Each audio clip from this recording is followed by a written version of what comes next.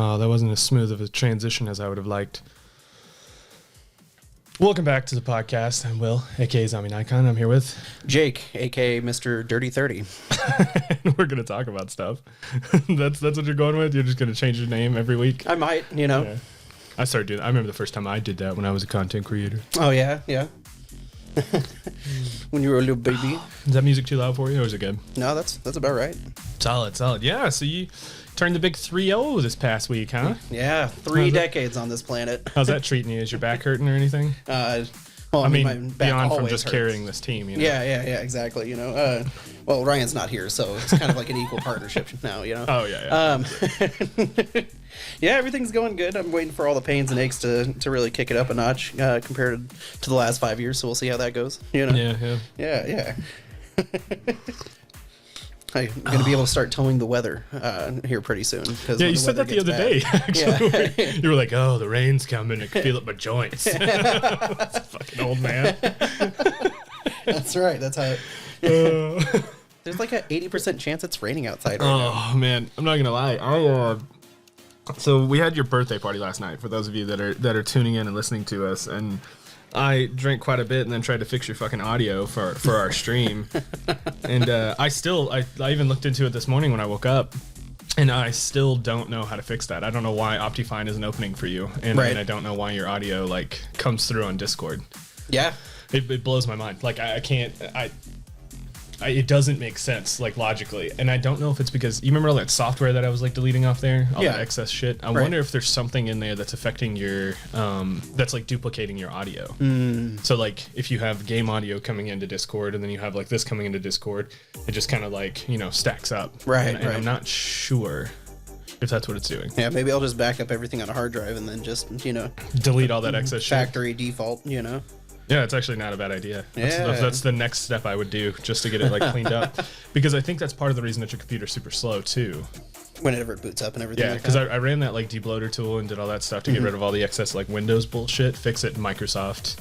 And it still was booting super slow when I restarted it. So. Yeah. Sounds like that's just going to be the family computer, and then I'll just go buy a new one. Yeah, you know? yeah, get you a 3090 like me. Well, calm down. All right, you know? When I say new computer, I'm cheap, so I'm gonna spend maybe $500. So you get you like you have what, a 960 right now, so you're gonna get yourself a 980 from it. Yeah, there you go. Still a 10-year-old fucking graphics card. Yeah, exactly. You know, exactly.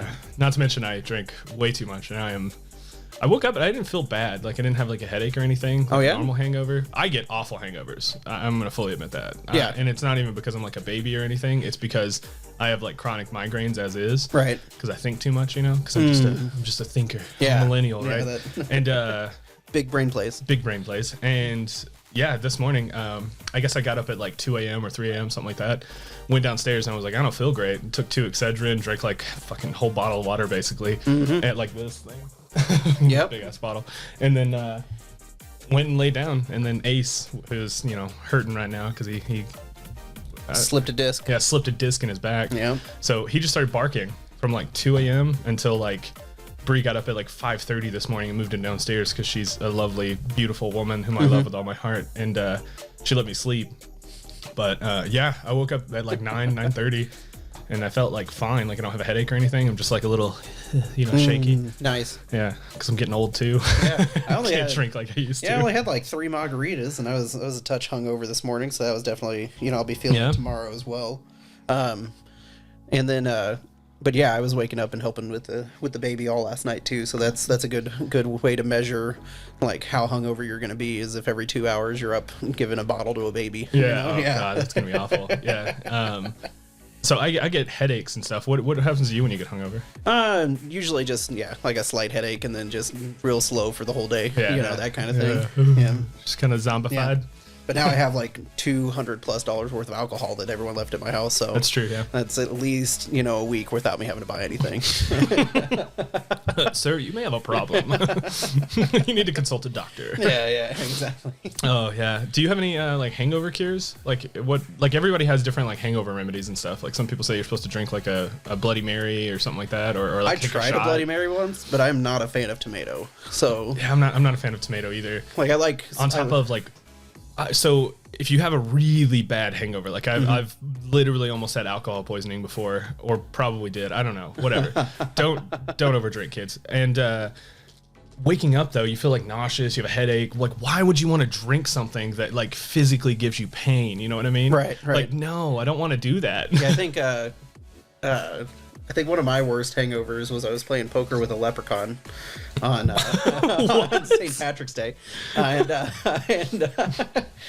not a wise choice, by the way. And so, yeah, I had a friend. He was only about 5 feet tall, so he would wear a leprechaun outfit every St. Patty's Day. It's all right, man. All them short kings out there. But we respect you. Yeah, we got up and then went to Denny's. That's usually what it is greasy, like Denny's or IHOP food, you know, where time stops because time doesn't actually exist in Denny's or a IHOP. Yeah, or a Waffle House. Yeah, exactly. Yeah, good old-fashioned Waffle House. Yep, that's down right. south. Yep, no matter which Waffle House you go to, you're always in danger. Yeah. You can have it in the best part of town. You're still in danger. Oh, that's where...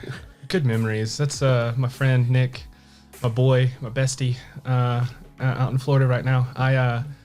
In front of Waffle House is where I beat him up. That's how we became best friends. Friendship. That's how it goes. That's how it goes. I love you, Nick. Yeah, so I'm running a little laggy right now, which is probably why I just have hangover on the brain. I have a bunch of stuff that I want to talk about today. Yeah. So I have been on. I had mentioned last time that I finished WandaVision 2 episodes ago, whatever. Right. And then episode 3, we talked about the Falcon and Winter Soldier because of all the race stuff that they put in there and everything. I still haven't watched it. It's up to episode 5, I think, and I've watched 3 out of the 5. Have you caught up? I am caught up. We actually watched it last night after everybody left, and it's definitely starting to hit the climax of the movie.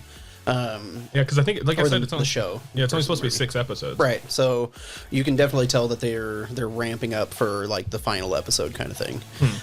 It gets really intense starting episode 4. So. Okay. And it might be good to wait another week. I mean, you only have to wait till next Friday and then watch the last 3. That's basically what Brie and I did with WandaVision. You kept telling me to watch it, and I think we watched like the first 2 episodes, and then we waited for all of them to be out, and we binged it over the course of like a Saturday. Yeah, exactly. You know, we just watch it when we have free time with the little ones when they go to bed and stuff. So, Yeah, Brie's trying to get me to watch Jujutsu Kaisen.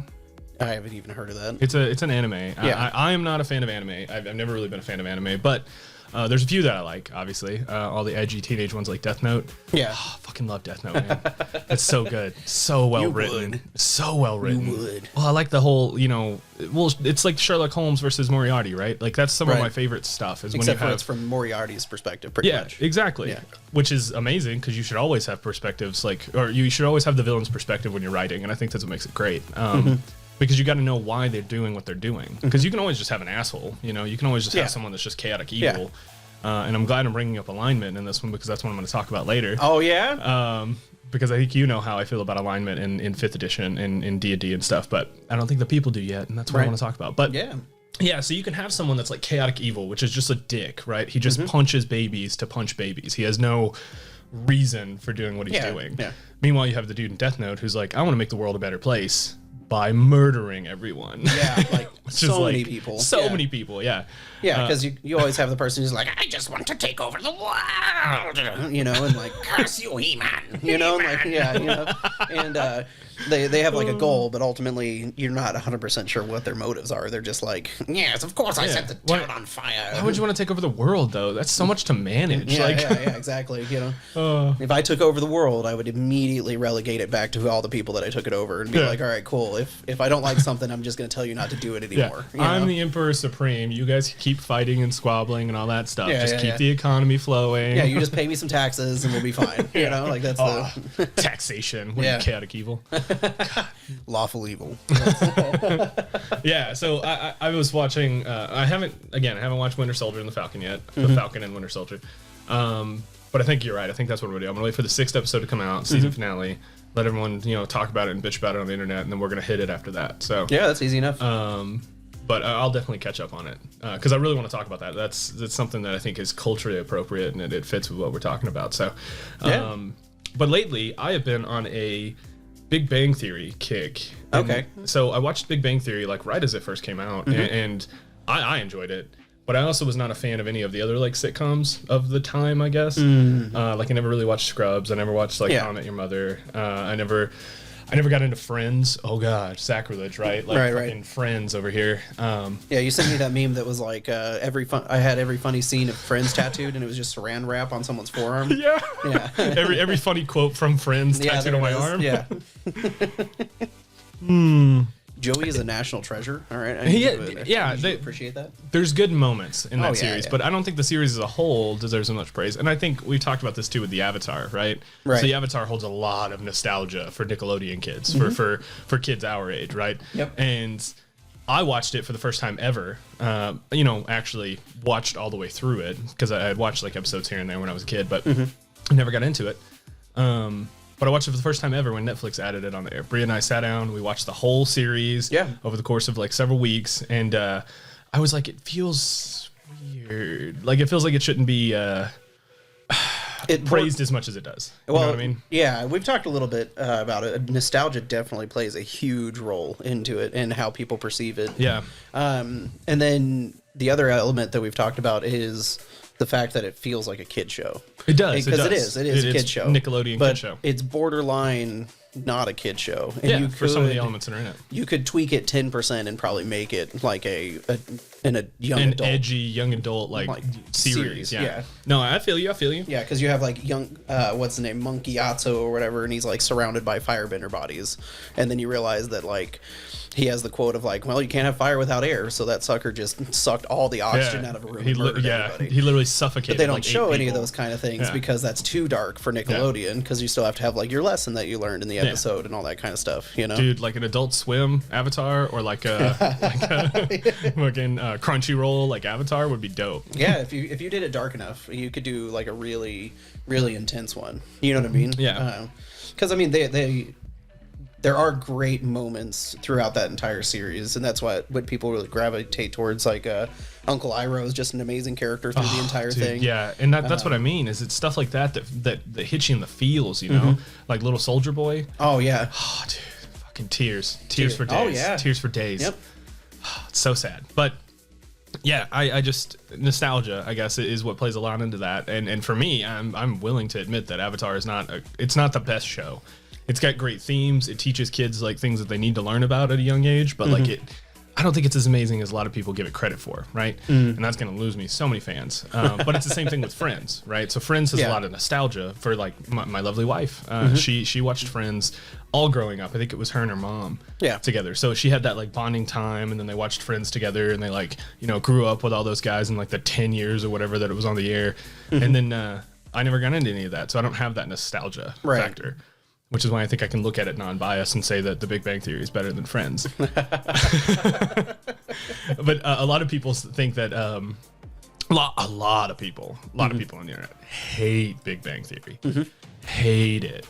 Like I mean, it invokes like livid feelings in people, and I don't know why. I think a lot of people say that it's like pseudoscience, and I'm like, well, yeah, like.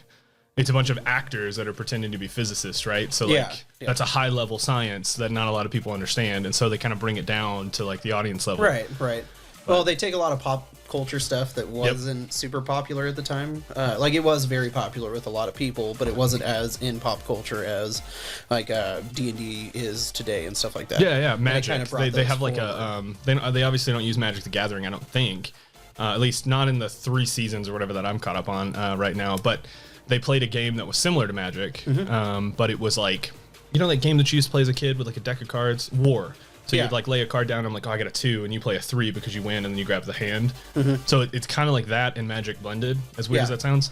So they have a whole like episode where they go to like an F&M and play with like Will Wheaton, Wesley Crusher from like Star Trek back in the day, and like so they do that whole thing, and Sheldon ends up like getting his ass beat because he like he's winning and all that stuff because he has like an eidetic memory, and then Will Wheaton like plays the Meemaw card, which if you don't know anything about like Big Bang Theory, Sheldon loves his Meemaw. Yeah. So it was a whole thing, and it was really well done, and it's well written, and I enjoy it. Also, it's one of those shows that you can just kind of put on in the background and like let play, right? And I don't know why so many people hate it. So many people do. I think it got popular, and then it just became an anti-culture thing to hate on it. Yeah, you know? Nickelback. I think a lot of people. Yeah, Nickelback. Except Nickelback went from being, okay, this is kind of good, soft rock or whatever, rock music, and then white trash rock music. Oh, hardcore, like Dark Horse album. You go to any strip club on the planet and it's playing Dark Horse. When they're listening to the radio and their songs come on, do you think they actually listen to it or change the radio like everyone else? Because that's another thing too, right? Yeah. So Nickelback, and I don't know if you know this, and I might have already explained this to you, but Nickelback has a song called Side of a Bullet. Side of a Bullet is talking about how basically the entire song is about Dimebag Darrell, who was the lead guitarist of Pantera, which is an old school band that apparently I should know about because I'm only 26.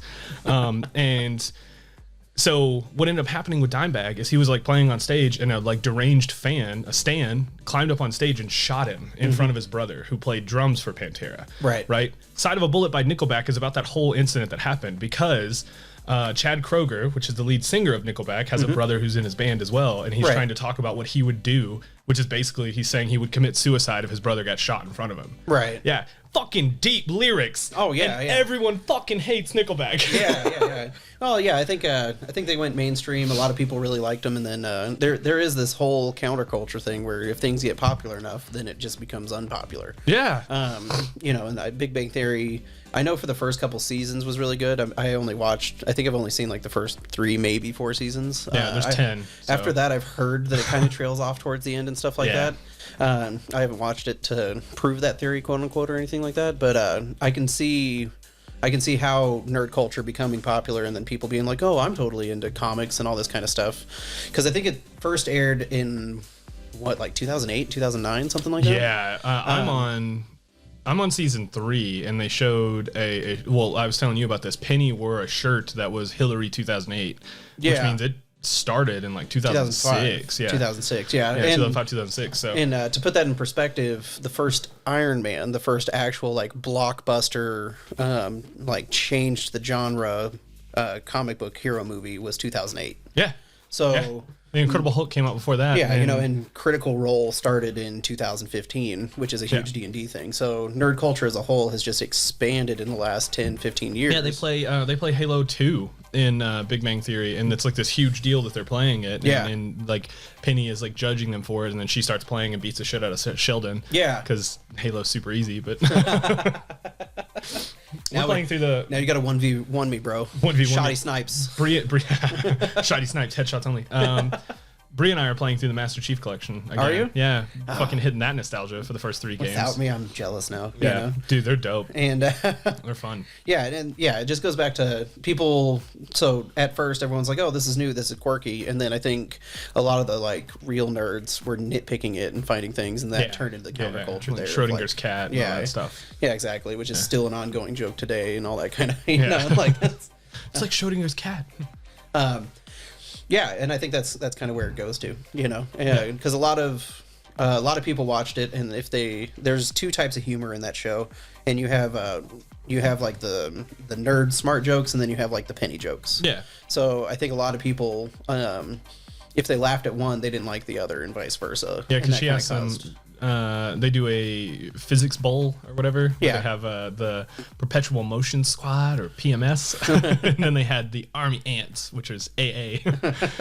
And so they did this whole episode of asking all these super in-depth physics questions and stuff. Which Neil deGrasse Tyson actually came up with a lot of the he used to be a what do they call it? An expert for the show. So they're consultant. Yeah, consultant. Man, I'm getting way off topic here, but the boards that you see in Big Bang Theory, he would come in and write those problems on the board to make it look like they were actually studying stuff. Right. Yeah, it's pretty exactly. Cool. And then he would make it jokes and stuff in there for physicists that actually understand it. And I think that one. But after the physics bowl, Penny shows up and she has trivia cards from whatever the hell that thing is called.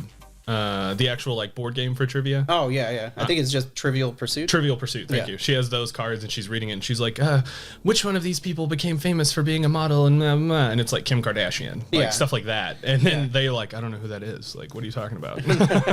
Oh man, I wish. I wish I didn't know who that is. No, that's. Ooh, Vern, which one of these works? Oh. No, I don't know which one works. We really gotta fix these buttons. I haven't done anything with them. Yeah, they're still set to default. Program into different things, Oh man. Well, I also need to write the actual names down here, though. I don't hit like 5 of them to figure out what it is.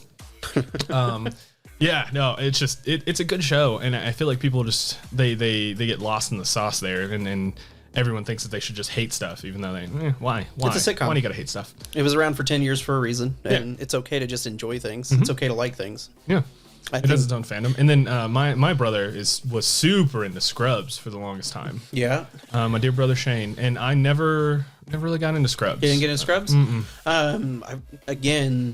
I have this bad habit of binge watching maybe the first like 1/3 to half of content. Yeah. But I do it so quickly that I get burned out on it and then I don't consume the rest for a while. I understand that. So I watched the first like 3 or 4 seasons of Scrubs over the series of like 2 weeks. And it's a really fun show. JD and Turk is one of the best bromances that's been like portrayed. They have a podcast as well. Yeah. It was Fake Doctors, Real Friends. Don't care if I'm getting them a shout out. They deserve it. Yeah, exactly. Actually, like best friends in real life. Yeah, no, and they have that great chemistry and everything like that, and it really just kind of cracks you up, as you watch it. And there's a lot of good jokes and a lot of fun stuff that's in there.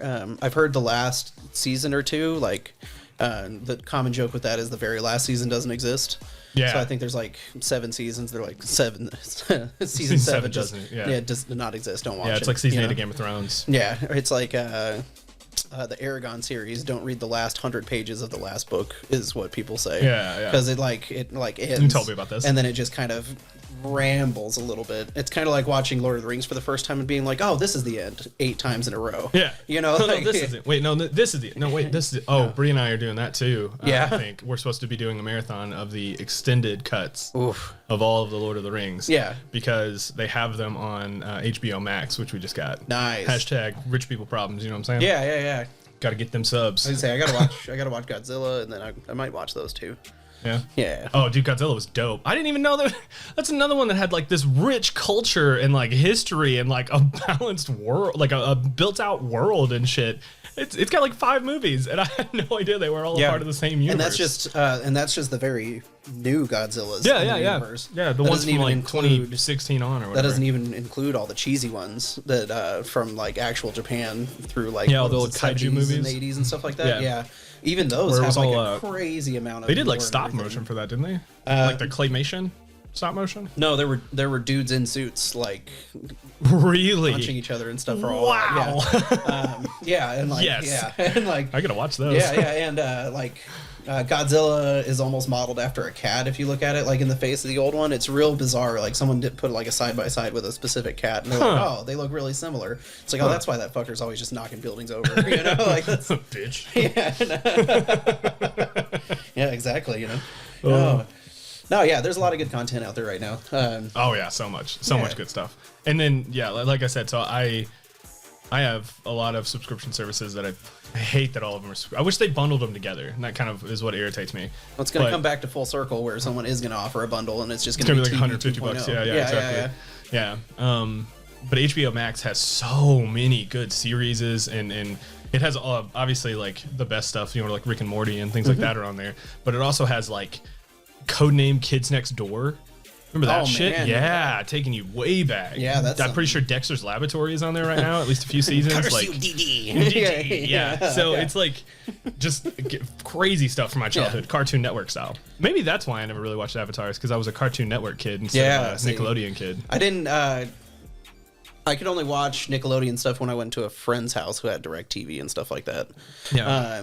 Because we always had like either the digital or like the bunny ears. So like we might get like a Cartoon Network channel or like Fox Saturday morning cartoons. Oh, that's why you're so grown up. Yeah. Because you're watching Fox News at 5 years old. Yeah, exactly. Before the cartoons start, you got the morning spotlight, and that's. Yeah, because I have. I remember watching more like Invader Zim, Dexter's Laboratory, like Codename Kids Next Door, all those more than like Avatar or like. I did watch like I guess Fairly Odd Parents and stuff when I was young, and then SpongeBob, obviously. think everyone in our generation watched SpongeBob at some point, most of them as adults. But that's the whole thing. Yeah, SpongeBob started to get popular right as I was like hitting the age of not watching childish cartoons and stuff like that. Yeah. So I like only got a glancing blow of SpongeBob and the spazziness created. Now, I distinctly remember when they were advertising on television, SpongeBob going from one 15-minute episode to 2 episodes in one. And so it was a 30-minute block on Nickelodeon. Yeah. Yeah. And they did the same thing with like Fairly Odd Parents, SpongeBob. What else came out in that time? I guess like Dragon Ball, but Dragon Ball was always like a 30-minute show.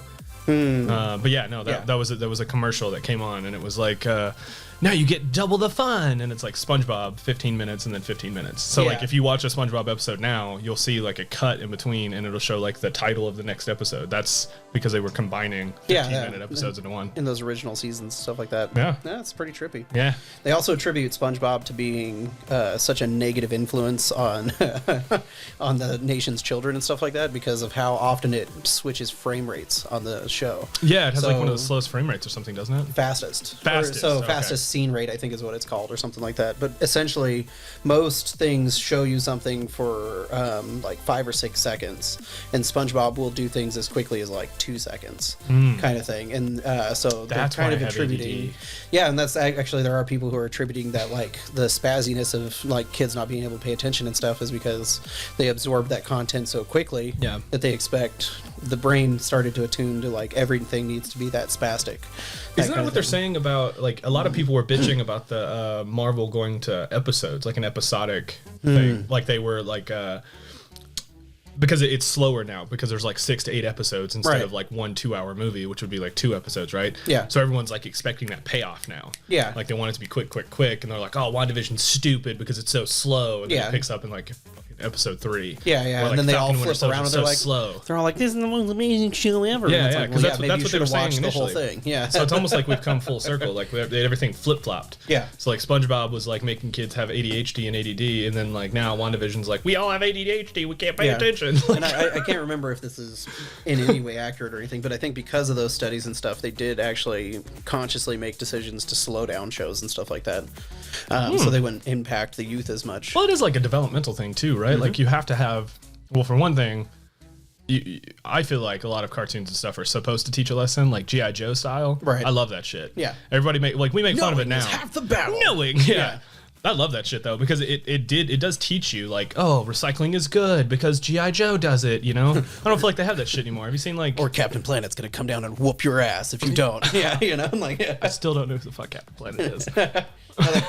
That's the whole character. That's who he is. Like, because we talked about that on my stream, and I was like, everybody's like, "Oh, Captain Planet's gonna kill you because you did this," and I was like, "I don't even know who the fuck." Captain You don't know who it Planet is? Have you ever seen like the Ring people? Because it's like Earth, Fire, Wind, Water, Heart.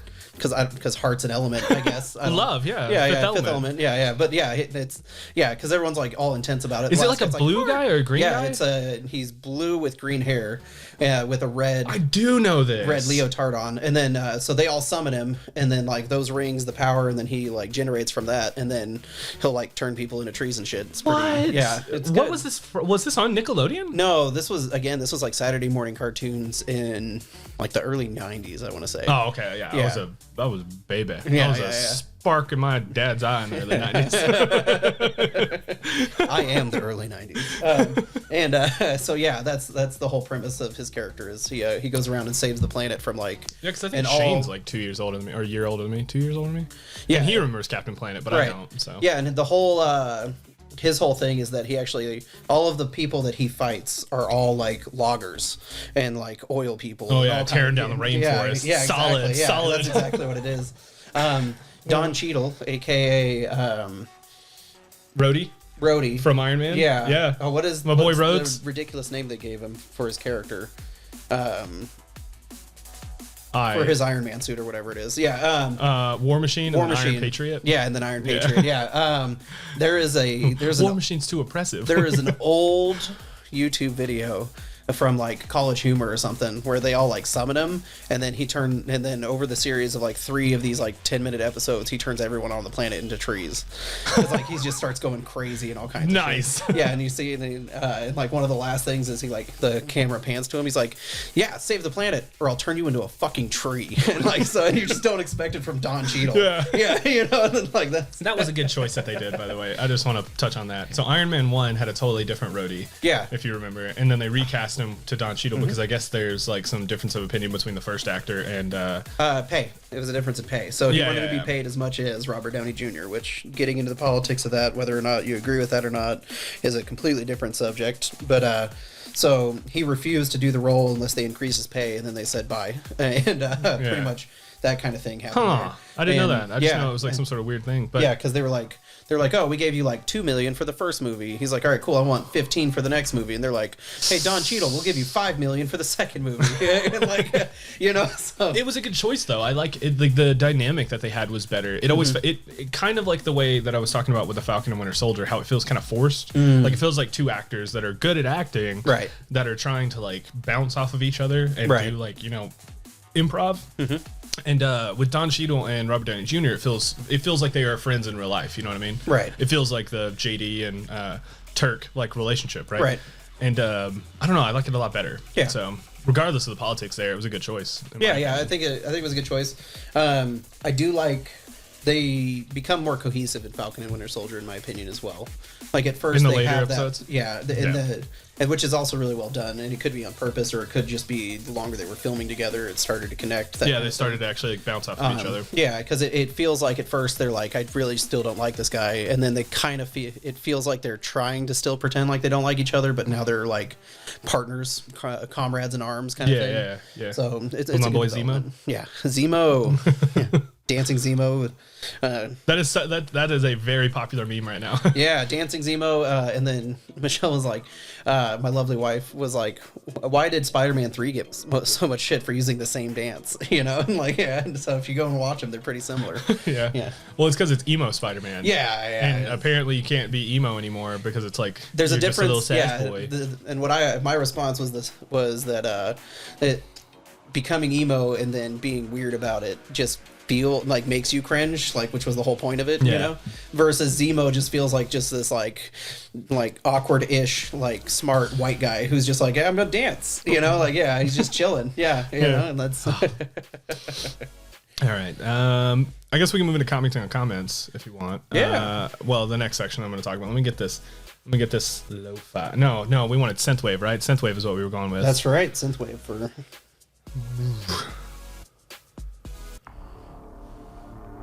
Alrighty then. This is called Shadowboxing by Harris Heller. Shadow. Is it actually gonna like randomize? There it is. All right. So the first thing I want to talk about, and I already kind of touched on this with you. I don't know if we should save mine to the last.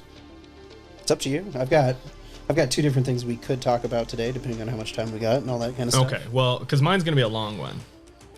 Yeah, well, let's do. I've got a kind of shortish one, so we can do that. Okay, let's do that. Let's do yours first. Yeah. So, dndbeyond.com has an article out right now that was posted April 5th, 2021. An ode to heat metal, the greatest D&D spell of all time. Yeah. Yeah. Is this what you wanted to talk about too? No. I'm talking about alignments today. Oh, okay, cool. And it's a good article. It's really fun. He talks about how like this character makes a paladin who's like a badass and like he's using divine smite and all that stuff, and then what was it? Then they come across like a wizard essentially, or a forged domain cleric who is their enemy, and he casts like a 7th level heat metal on the paladin, and now he's taking an average of like 32 damage a turn. Yeah, because it's on his armor. Yeah, right? It's on his armor. It takes you like 10 minutes to get plate armor off. Yeah, so heat metal, which it goes in and it explains, is there is no save, there is no attack roll. You just choose a piece of metal, and then it heats up and deals damage if anyone's touching it, kind of thing. Yeah. It's kind of a limited spell, which probably is why it isn't used very much. And because it specifies that you have to target metal. Yes. That's someone that is being worn or carried. Because you can target someone's sword as well and make them drop it. Yes, yeah, you can do that. Yeah. Yeah, so Allows the caster to choose a manufactured metal object, such as a metal weapon or suit of heavy or medium light armor, or medium armor. Oh yeah, so I guess it doesn't see specify. within range. Yeah, it's not water carried because you can heat And then pipes it's and shit. yeah, and then it's it's a 60-foot range. And its concentration is the only real downside to it, is that you have to maintain concentration on it. And then activate it every but turn, right? the utility of it, and it's one of the few spells that actually disarms your opponent if they choose to drop the weapon. You can choose not to do the damage, so if you know that the person's unconscious, you can stop dealing the damage at will. While maintaining concentration, meaning that if they like stand back up with some kind of resurrection or something, you can still flare it up. Yeah, flare it up, activate it again, kind of thing, right? Yeah. And it's actually really powerful and all that kind of stuff. And one of the first things he mentions is that it's one of the best low-level spells in the game, just because it like a lot of support things can take it, like Artificer, Bards. I think there's like a druid class that can take it. I think every person that can cast magic almost outside of ranger and paladin. Yeah, no, in here it said that it's not on like a wizard or sorcerer list, but also they can just like transcribe it and learn them and stuff like that. So it's not too outside the realm or anything like that. And then he does warn in the article, or I didn't read the name of who wrote it, but does also warn that using it as a DM can be really powerful because it makes your guys like creatively think, but it's also consistent damage and all this kind of stuff, you know, and they have to be able to get to them to hurt them and, you know, things like that. Pretty good article. I would check it out if I were you. And, but yeah, some of the comments on here are just kind of funny because they're a little bit all over the place. Like someone's like, no, don't say it out loud. Then people will nerf it. It's like, I don't actually consciously remember anything being nerfed actively in 5th edition. If anything, they're like, oh, this isn't good, let's break it. Booming Blade got a nerf, and so did Green Flame Blade. Did it? Okay. But that's also because they were broke as hell for cantrips. Like as a Blizzard, like what you're playing in my lovely wife's campaign, you could hit someone at like 11th level or whatever, and you would do like 3d6 fire damage from like Booming Blade on top of it leaping to a target within 5 feet and doing another 3 or 4d6, whatever it was. So they limited it by making it no damage on hit, and then the next target would take like 1d6. Yeah, and then later levels it does. Yeah, some or damage. I'm sorry, it does like it's something stupid. It's like it does your spell ability modifier and damage, and then whenever you like level up, and so like 5th level, it's like 1d6 plus your spell ability modifier. Yeah. And then Booming Blade's a similar kind of thing. Right. But yeah, nerfs are not so common that I feel like they just decided he's totally to, right. you know. I thought it was on the Wizard and Sorcerer spell list. It seems like something that would be on there, right? I think they wanted to keep it utilitarian. You know, like a Forge Cleric gets it because it makes sense that they would like be Heat the heating metal, the blade yeah. while they're working it and stuff like that. You know? Yeah. Same for Artificers. And then you have a Bellhawk. It was like, unless you send your players to the Stone Age, but like you're playing high fantasy, the Stone Age would immediately mean you can't play 90% of what's out there. Yeah. In the game, they didn't have like regular swords and shit. Yeah. They did like. What do you mean? Yeah, exactly. Why would you make a Stone Age campaign in high fantasy? Yeah, all you're doing is playing barbarians who don't have idiot. armor. Stop. You know what I mean? At that point in time. I guess D&D Beyond started making really dumb things now. Yeah, you know, like then, the dumb comments are back. Yeah, and then this one's great because you can tell they didn't really read the article at all. They skimmed it. They skimmed it because they're like, yeah, heat metal is really good, but personally, I think Meteor Swarm is the best. It's a 9th level spell, and the very first sentence in the article is best low level spell. Low level spell. Yeah, he's saying like, hey, like spells 1 through like 3 or 4. This to me is like really good. Jacob actually Wish is the best spell because well, you can get away with doing whatever you want. Yeah, I was gonna say, yeah, actually, Wish is better than Meteor Swarm because someone would be like, Meteor Swarm, you're like, I wish for a 9th level counterspell, and then it fucking goes away. You know, like it's like, oh no, you know, like that kind of thing. And I mean, Meteor Swarm is an amazing spell. It has like a range of 1 mile. It does an average of 240 damage in an AoE and all this kind of stuff. It's good. It's just funny. It's a 9th level fucking spell. It's a 9th level spell. Yeah, meteors. You can. There's a 7th level spell that allows you to just create a castle. Yeah, like, yeah, Mordenkainen's Magnificent and Mansion. that's because that's the scaling of magic in Dungeons and D&D, Dragons. yeah. Is the high level stuff is like intense high level stuff. Yeah, which is why adventures are supposed to be like the rare ones, right? Like, yeah. A lot of people think that, oh, you just walk into a town and it's going to be like, oh, completely warded from like magic and everything like that. Which in Finrath, there are plenty of places like that because Finrath's several thousands of years old, right? Right. And they had a huge calamity where they were fighting demons and shit, so they had to build stuff like that. But, yeah, adventurers are supposed to be like some of the only people on the planet that can create like 9th level magic. Yeah. if that's what you're doing, you know. Yeah, exactly. And that's just one of those things where it's funny because you can tell they didn't really read anything in the article. Yeah. They're like, this is the title, I'm gonna make this comment about a different spell, and it's like, yeah. Actually, meteors weren't the best. At least read the first sentence, guy. Like, you know, like it's one of those things. I'll fully admit I've done stuff like that. And then someone was kind of being snarky, and they're like, the only weakness of this spell? No, there are many weaknesses. And by far the biggest and worst one is entirely glossed over in this article. 99% of enemies don't wear or use metal. And, what do you mean? Yeah. Everyone, a dagger is metal. Yeah. The fucking axe, if you're using an axe, a battle fucking hammer, like, Yeah. it's all metal. Yeah. And I think what they're trying to go for, and they should have used, is a majority of monsters do not wear metal. Yeah, monsters which is don't. okay to say, but being a jag about it, be like, this doesn't work 99% of the times. Like, because a dragon's not made out of metal. Yeah. Oh, yeah. Because unless it's literally a metallic dragon. And then, how would you rule that if someone was like, I cast heat metal on a bronze dragon? Well, they're not actually made out of metal, though. Yeah. Oh, it's the clockwork ones that are. Yeah. They have like the clockwork. It's just metallic. Yeah. Because that's an actual thing. Is like in a robot dragon, basically, is what it is. Yeah. Like Warforged. Warforged, depending on the lore that you use for Warforged, not all of them are made out of metal. Right. Some of them are like druids, right? Right. You can have a druid Warforged that's made out of like a really heavy, hardy stone. Right. You could do it to or like, not stone, fucking branches or whatever. Yeah. If they didn't have. Plants. If they didn't have like immunities and resistances, golems are a decent option for it. You know, I think they're really Iron Golem would be crazy. I think the Iron Golem is like immune to fire damage though, so I don't know how effective. All right, it could be. I think because golems get all kinds of crazy stuff with that. But yeah, just the snarkiness of like, no, there's plenty of things wrong with this, and it's like. It's actually a really good utilitarian spell to me. Any humanoid you fight, it's going to be amazing against. Because you don't have to target their fucking armor. You target their weapon. And they take damage, and they drop their weapon. Mm-hmm. And then the Azara 5 asked, if you cast it with someone who had fire immunity, would the sword do more damage due to being on fire? It's an interesting question. This is actually kind of this is rule something that we've done before. Well, we actually also talked about it recently this week. Is that to clarify, Iron Golems are immune to fire. Yeah. So it would not work on them. It wouldn't work on them, right? But it's an interesting question because a lot of people assume that just because something is like glowing or is emitting damage like that it should also do extra damage, right? But in reality, swords have hit points, which means that if you're not only is it taking damage from the heat metal, so you as a DM could choose to destroy the swords, or armor, other such things, melting it, that kind of thing. Heated metal is very flimsy. That's why it's workable. Yeah, so you would hit something and it would bend it or break it. The other side of this too is that so if you flare it up, so if you're a Forge Cleric, like a Forge Domain Cleric gets immunity to metal, or it gets immunity to fire at some point. So if you cast it on your own weapon, I think 100%, I'm pretty sure, in Heat Metal, it specifies that once a turn, you flare it up.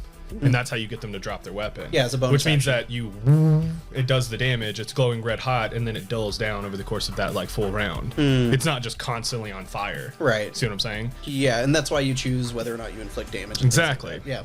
Because you're choosing whether or not to flare up the spell, and I think a lot of people forget that.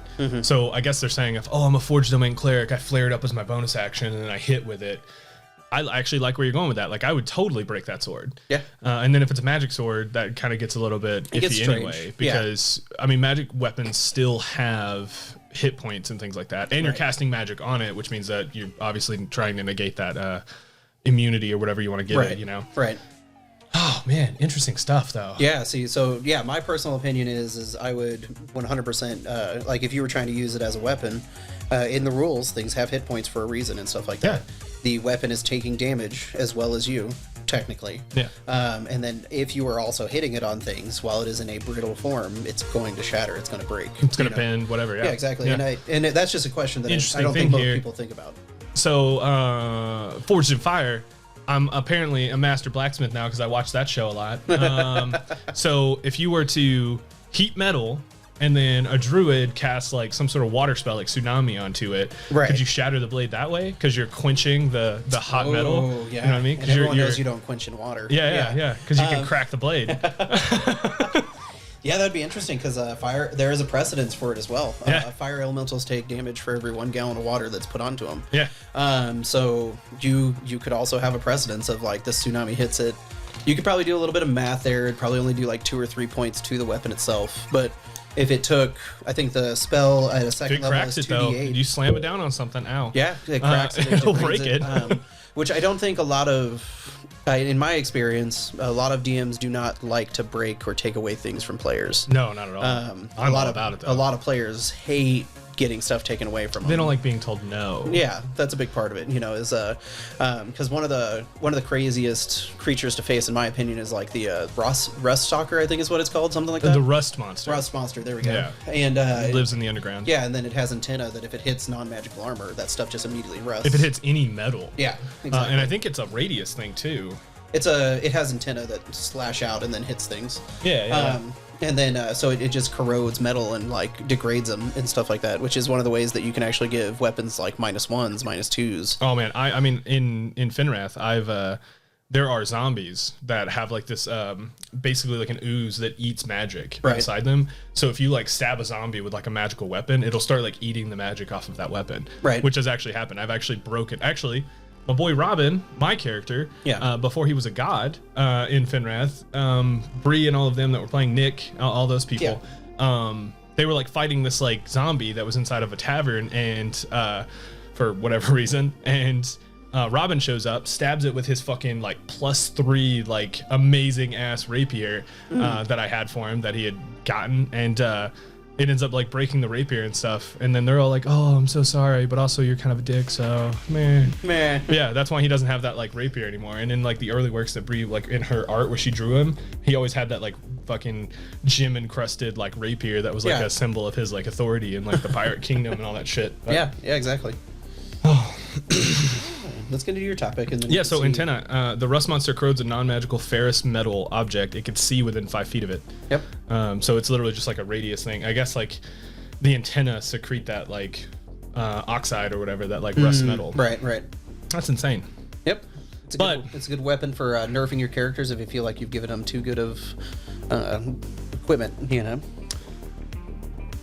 My topic. I don't know if you've heard this, and I don't know how true it is because it was on Reddit. Apparently Wizards of the Coast is thinking about taking away alignment from like monsters and creatures in their books. So like in the newer books like Von Richten's Guide to Ravenloft, which should be coming out in May, a lot of people think that, and I don't think there's any truth behind it. I think people just get weird about stuff. But apparently in Von Richten's Guide to Ravenloft, if they have any monsters, they're not going to have an alignment associated with them. Which, if you don't know anything about me, and I've talked to you about this, I completely disagree with alignments in D&D 5th edition. I think in like 2.5 they actually mattered because you would have to have like certain alignments in order to do certain things with your character and whatever, right? Yeah.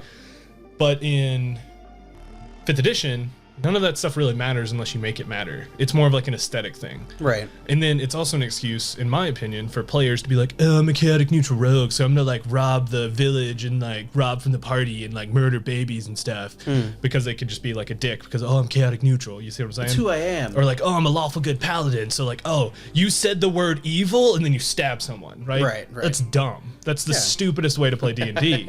Like, I get using it as a guideline, but at the same time, like, I don't give a fuck about alignment because it's all about your choices as a player that defines how the world interacts with you. Right. Not some like subconscious fucking, "Oh, I'm lawful good." Like, that doesn't exist in real life, right? Right. Like, I don't go around talking about how I'm neutral evil whenever I like make my decisions, right? Yeah. But for whatever reason in D&D, everyone does. And I think it just comes from the old world, the old ways in like 2.5 and 3.5 and Pathfinder and shit. Yeah, so alignment used to be more effective in previous editions because like an evil cleric casting heal would hurt good aligned characters. Exactly. So it mattered. Right. Now it doesn't matter. So like why couldn't you have an ancient red dragon, which is normally chaotic evil, be lawful good? Right. Like why what stops you? What's stopping you? Yeah, exactly. Just because in the fucking stat block it says that it's chaotic evil? Ugh, fucking hate alignment. It's so stupid. It's so stupid because everything is shades of gray. There's no actual black and white. Bringing up a perfect example, coming full circle, I watched Watchmen again as an adult, and I never understood why Rorschach's mask was like all moving and all that shit, but it's because it's two different types of liquid that never actually blend. kind of like oil and water, right? Yeah. And it's because the reason he likes it so much, and that's his face, is because it's black and white and they're not blending. It's clear, defined, like Batman style justice. Yeah. Right. There's no shades of gray in Rorschach's eyes. Right, There's no shades of gray in Batman's eyes. That's why he breaks everyone's back and doesn't kill him.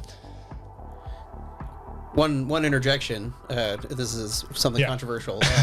Is that Batman has the exact same powers as Kim Possible? Yeah, I saw this meme. No, I think I say all that and I go on that long ass rant. So I fucking hate alignment. Yep. All of my players in our campaigns, and I specify this before they start playing, start as neutral. If you want to play your characters like kind of chaotic neutral or go in that way, then you make decisions in the game to do that. And I put some pretty gritty stuff in there. Like for you as a pretty much true neutral Warforged, you have to choose between like just watching another Warforged get just beat on for no reason, or walking away from it, which will shift your alignment into like lawful good or like chaotic evil or whatever, depending on what you do. Like you could have walked over there and like just shotgun blasted all those humans that were treating him like dog shit, which would be a evil move, right? So I put those things in your path to shape how things work. Or would it be good for the Warforged?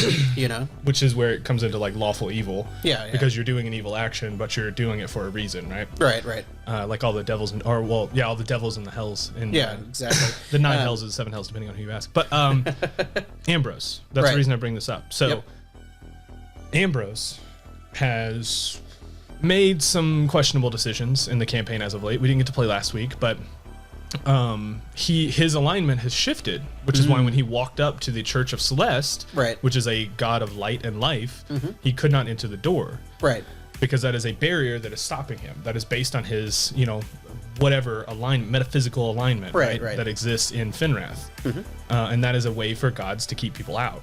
And then he walked over to a neutral area and wasn't able to go into that one either. So like it's a whole thing. Like that's how the world is interacting with you, right? So if you ever see me do that in the game, that's why I'm doing it. But exactly. Well, and like we talked about, those are actually those are optional rules that you have put into your universe, and there's nothing in D&D now that actually punishes people for being certain alignments or anything like that. So I have two things here to sum all that up. This Reddit user is Wizards of the Coast. Please don't remove alignment, and he has 1, 2, 3, 4, 5, 6, 7 paragraphs about why you should not remove alignment from D&D 5th edition. And he goes into talking about how like there are also a lot of people who don't like alignment on races, which I completely disagree with, which is part of the fucking problem in America right now, right? So like if you have a dark elf, why the fuck does it what makes a dark elf have to be evil or lawful evil? You know what I mean? Tieflings. What makes tieflings have to be some form of like evil or chaotic? Half elves. Why the fuck do you have to be a chaotic half elf? Yeah, exactly. Oh, because you may be blended of the race. Who gives a fuck? You can have grown up with like humans and been like lawful good or whatever, or chaotic evil because humans are dickbags. Nature versus nurture. Nature versus nurture. Yeah. So they're basically saying that it's not realistic to say that all orcs and drow are evil, which is what I just talked about. In my opinion, the problem also lies with the reader here, which this person literally goes into saying why you can change alignments, but he still wants them to be on the stat block. He still cares about them being in D&D 5th edition, even though he's talking about how you can change the alignments just like I just said. Yeah. So like, why are you making this long ass 7 fucking paragraphs of, like argument of complaining about getting rid of the alignments in D&D when you know as a DM that you could change them to begin with? Not selecting alignments at the beginning, I think, was a good choice. I think they are good guidelines, so to say. Guidelines. For like, I want my character to kind of make these types of choices. I do like that aspect of it, He also talks about how he also talks about how what is most in my mind about all this is the changes it would bring to the cosmology. Celestials, Modrons, devils, and demons are all embodiments of different parts of the alignment chart, and this means that it's not just a gameplay mechanic, that in lore there's different philosophies so powerful that they actually shape the multiverse. Are they going to pull a 4th edition and change it again? What grounds are they going to use to separate them? Maybe because they're fucking demons. Like, it doesn't matter that they're evil. You can have a lawful good demon. Like, why not? Well, I think there's actually a lot of shows, animes, and stuff like that do that. I think Angel, the spinoff from. I just want to point out that Celeste and Rune, Rune especially. Yeah. Rune is the god of war and light. Right. That is fire and death. Yeah. But he's a lawful good, like, deity in the exactly. cosmology of Finrath. Yeah. He literally supports people that murder Yeah. for their country. Yeah. Like, yeah, well, and like to quote Deadpool, is you have well, technically to quote God, I'm angry. What is livid about this guy. The metal guy. God, I just watched this. Iron Man? No, the big metal dude in Deadpool. Fucking. Oh my God. Yeah, this is gonna. No, hurt. I lost it. This is gonna hurt. Goliath, the Russian guy. Yeah, it's. There are 4 or 5 moments. 4 or 5 moments. Yeah. You can choose to be a hero. Colossus. There we go. Oh, I can't. My wife's gonna slap me later because I forgot that. And but that's the internet's gonna slap us. Oh my God. That's why we're mediocre, guys. And those decisions are what should define who you are, and you can choose to be. If you lived your entire past as an evil person, you can choose to try to become better. Yeah. You can choose to try to repent and reform yourself, right? There's no reason why you can't. Yeah, and that's what makes it Shades of Grey. The Good Place is also a good instance of it. Yeah. If you watch the whole series, Spoiler alert coming. yeah, spoiler alerts, all that kind of jazz.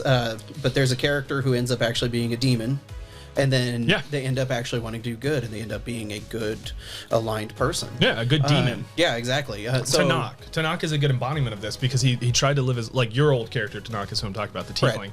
He tried to live his life for a cause in a lawful evil way because it's obviously like a confliction there. Right. And so for the longest time in the campaign, you stayed as like neutral or like lawful neutral, basically, because you were abiding by the tenets of your organization of the order of Amalgus. And then at the end of it, you ended up being lawful evil because you're you went to the 9 hells and you like have souls that get tortured and shit there. Like that's a whole thing. The arbiter, exactly. the judge. In order to gain immortality, the character had to slit the throat of a unicorn. That's not a good Exactly. Good that's not a good action. Blood, Voldemort style. Yeah. Not a good action. Not a good thing. That's not super a good bad.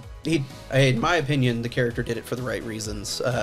He is now known as Tanakh the Arbiter, which means to judge. So he keeps balance among certain entities and aspects and stuff like that. He keeps balance in the 9 hells, which have always been war-torn and chaotic, and the Abyss. So it's just a whole thing. Like and then the last one that I really disagree with is in 3.5. So D&D 3.5 and Pathfinder, druids were not allowed to be chaotic. Yeah. They always had to be like ordered and stuff. Which I talked with a good friend of ours, Mackenzie, about it, and he's like, "Well, you're following like the tenets of nature and all this kind of stuff." And tenets of fucking nature. No, you're just not cutting down trees and burning fucking rainforests. Like, yeah, So I do feel like you could be chaotic. You be chaotic good. Like you can walk into a city and then someone's like kicking a dog, and then you're like, "That's fireball." You know what I mean? Like, you can do that kind of thing. Yeah. That chaotic, like I'm gonna make sure that creature's good. That's good, but I'm gonna take that person out. Yeah. That's chaotic. I built an eco-terrorist character, and I fucking love it.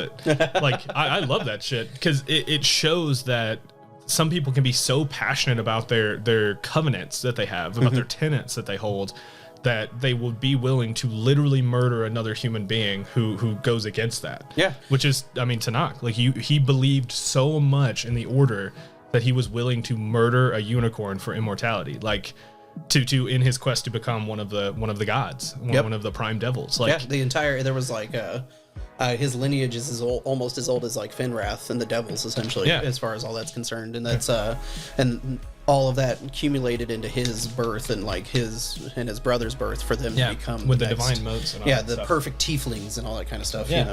Oh man, I do agree. I don't think. And then the second thing I have, because again, Shades of Grey, right? So continuing on with that theme, I again, just to sum up, I completely fucking disagree with alignment. I think it's stupid. I think you can have characters that follow a general guideline, and I do like kind of seeing it sometimes. Yeah. Because it does help you say like, oh, well, it's a dragon, so it's supposed to be evil. But at the same time, why can't there be metallic dragons that are evil? You know? Why do they all have to be good? Why can't there be modrons that are not lawful, that go chaotic, right? Like the little mechanical people. Right. And that's my philosophy on it. But this person, also on Reddit, has their take on an alignment chart. And when you see it, you're going to be like, that is overly complicated and stupid. The 3x3 rubric work. Oh my god. Yeah. That's 5x5, 25 different options. And three of them lead to delinquent. I don't know if you see this. So he has where is it? Delinquent. Oh, So he has. Let me see this. I gotta. Yeah. Yeah. He has, one sec, lawful, social, neutral, rebel, chaotic, and then he has lawful, social, neutral, rebel, chaotic. And then in the center, where it lines up, like the traditional chart of 3x3, it's like gentleman vindicator or like delinquent unbiased. What in the neckbeard shit is this? Yeah. It is literally someone that is trying to like justify shades of gray instead of just being like, oh, I'm a lawful evil character who's like occasionally unbiased. goes against it. Like, so what I really love also in this you can tell is again, I'll say there's stuff against neckbeards. There's a reason why the dark side of hobbies exist, right? Yeah. Is the you're trying the too hard. opposite Please stop. You're trying too hard. The opposite of social in this is rebel. So, which literally the opposite of social is antisocial. Mm-hmm.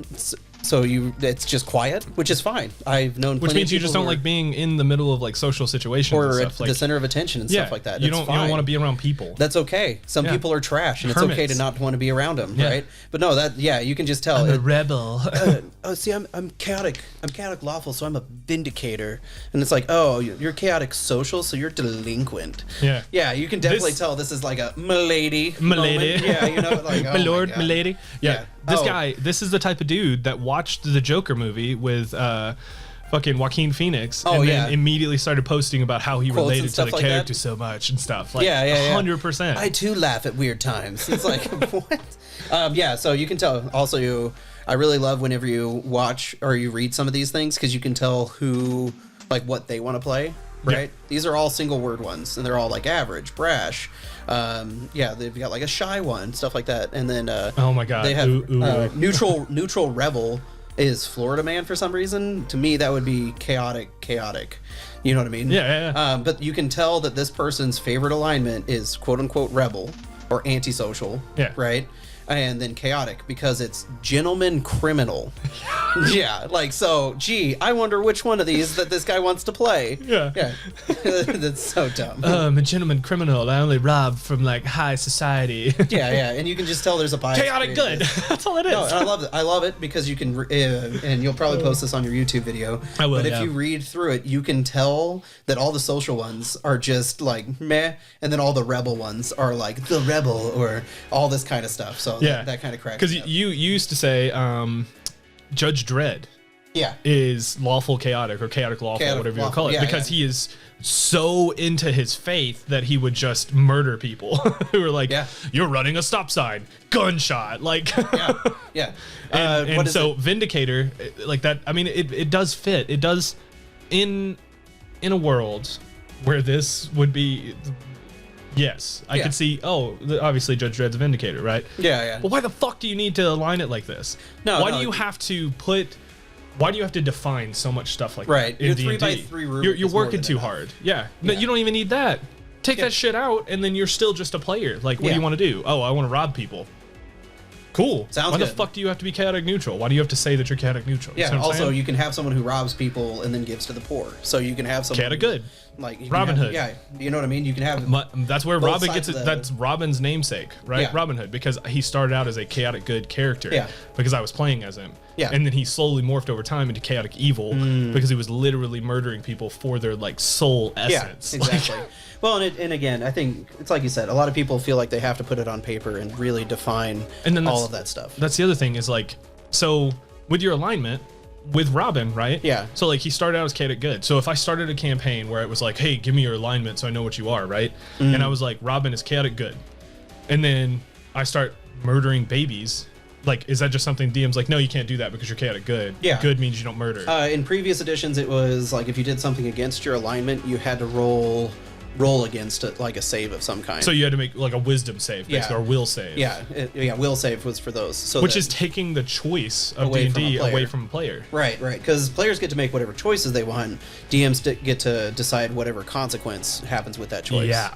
Essentially, right? Yeah.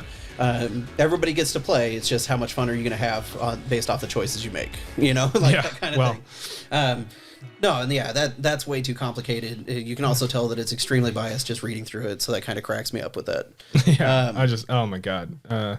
I feel like the people who personally like this guy. Then I flipped back to the Wizards of the Coast. Please don't remove alignment. I also saw an article who completely agrees with what I'm saying right now, where it's like Wizards of the Coast, please remove alignment, like kind of thing. But it's a restriction it's an unnecessary restriction in 5th edition, is what I'll say. Yeah. But the at the bottom, he was like, I'm just speaking my mind. I personally love the alignment system, how it makes it easier for DMs and all that stuff. I don't know, man. I feel like the people who like this alignment system. I'll play a little bit of devil's advocate and say that, like, when you're creating a character with your little 9x9 rubric, it rules is lawyers. Lawyers are the ones that love alignment. That's the word I was trying to find in my fucking alcohol-addled brain. Yeah, well, because then it justifies, like you said, them being a dick and stuff like that. Yeah. I would say that's the only time I ever look at it is, I don't even necessarily look at it anymore, but it's one of those things where it's like, okay, I look at the alignment chart and I go, okay, what kind of actions do I want to take? Okay, I want to be neutral because, you know, I'm a robot. I'm a baby robot learning the world, so I'm going to be true neutral starting out. And then if there's things that I don't like, then maybe I'll shift around and look at things. But after that initial character creation, I don't ever look at the chart again. I don't need to.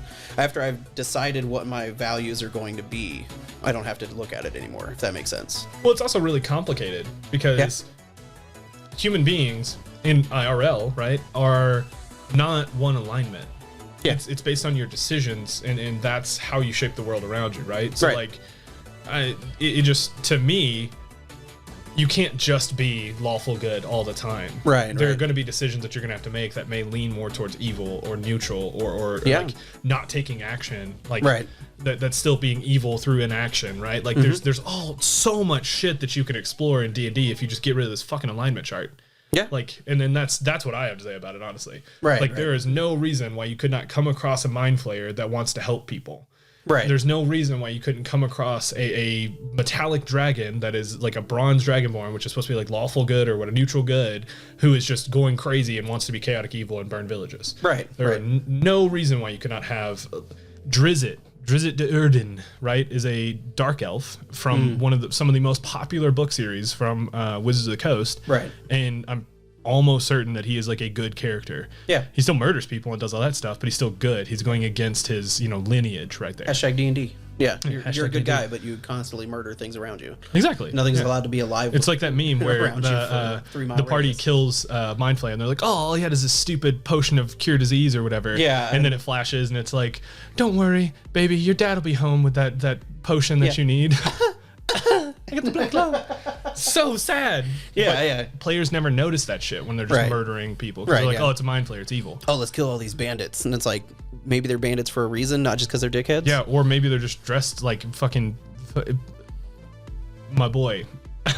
Another past campaign moment here. They walked up to this encampment and they were like, oh, all these people wearing like patchwork furs and like leathers and stuff, right? Yeah. Carrying like, slightly rusted weapons. They're like, oh, they're obviously bandits. And so our assassin at the time literally like lured one over to him and straight up murdered him, stole his shit, and then come to find out later that they were just adventurers like them. Right. So like they just didn't stop an ass. They didn't do anything like that. They were like, oh, the DM put this encounter in front of us, so the only way out of it is to beat our way out of it. Yeah. Which is just the huge mistake. The only option is murder. Murder. No, I think alignment has a place. I don't think it's as major as a lot of people make it out to be. Yeah. I think people who use it to justify being a dick, you're being wrong. You know what I mean? Yeah. Like you said, I'm gonna be chaotic evil, so I'm gonna try to stab everyone while they're asleep and all this kind of stuff. And it's like, why would you stab everyone in their sleep when you're in the wilderness and you'd be by yourself with like dire wolves around you and stuff like that? Yeah. You know what I mean? I don't even think like protection from good and evil. It says protection from good and evil, but it's actually based on creatures rather than like actual alignment. Right. Like you protect yourself from like aberrations, fae, fiend, or undead. Right. Like that'd be funny if you cast that and then, like you said, you have like a good demon, so they're like not affected by it. You know what I mean? That would be awesome. They're like, oh, why isn't my spell affecting you? Yeah, well, I've actually built a lot of homes for people in the last 3 years. Yeah, I've kind of reformed my demon ways. Like I no longer just like murder and pillage. I kind of I just like to help people now. Yeah, I want to give back to the communities that I know that I've stricken fear into, It's a hard transition for me, man. Yeah. Well, we're going a little bit over our time today. So I guess to sum up, fuck alignment, and if you enjoy alignment, I hate you. I'm kidding. It's not that bad. I disagree with people being put in boxes. I think if you put yourself into a box, you are limiting yourself, and especially in D&D. Yeah. And that is a very rules lawyery mindset that people have. It's like, oh, I'm chaotic neutral, so I gotta be a dick. I would say you could say that your past has an alignment, if that makes sense. You can easily say that. But Decisions you made, yeah. As soon as you sit down for session 1 is when you no longer have that alignment, because despite your past, you're now choosing how you still want to be or you want to be. You're literally making decisions for the future, right? So you don't know what's going to happen. But, yeah, exactly. God, that was a long... I don't even know... What did we talk about for yours? For mine? Yeah. That was the Heat Metal. Heat Metal is a great spell for first level players, and ignore whatever the fuck that one guy was saying about how it. Send my guys to the Stone Age. Yeah, send my guys to Stone Age. And then, as always, if you have any questions for us or any comments, concerns, any of those things, you can feel free to send it to our email, mediocreadvice@outlook.com. I'm going to start adding all of the normal social media stuff, so we're probably going to have a Twitter, Instagram, probably a Facebook, where people can also reach us. So look out for those in the near future, and it will be added to our link tree, which we have now, with our fancy little business cards that I'm so proud of and shouldn't be. But that'll also be in the description of this podcast and on the YouTubes whenever I actually post it. Yeah. So plug in my website like I always do, finrath.com. It's a homebrew for 5th edition D&D. Yep. Well, actually, technically any edition of D&D. I don't think it's limited to 5th edition. But it has gods, a whole pantheon of them. It has world building and random stuff, and I swear I will post something on there eventually. So finrath.com. I have my extracurriculars, the twitch.tv/ZombieNikon, and then my YouTube channel, which is also ZombieNikon. You could just search for it. It's there. I posted a random video from Fireworks Mania, which I fucking love. And then I'm starting a few new series over there with I'm playing Raft with my lovely wife. Just me and her, and then I'll probably end up posting like our well, I guess I'll use the Minecraft stuff that we did yesterday for this. Yeah, it could be fun. What else did you want to plug? Anything? No, that sounds about right. Tell your kids, tell your wife, tell everyone up in here. Yeah, share the podcast. Yeah, we gotta get famous. So. That's right. Guess we'll get an outro going here since the music changed. Yeah. All right, talk to you later. Bye.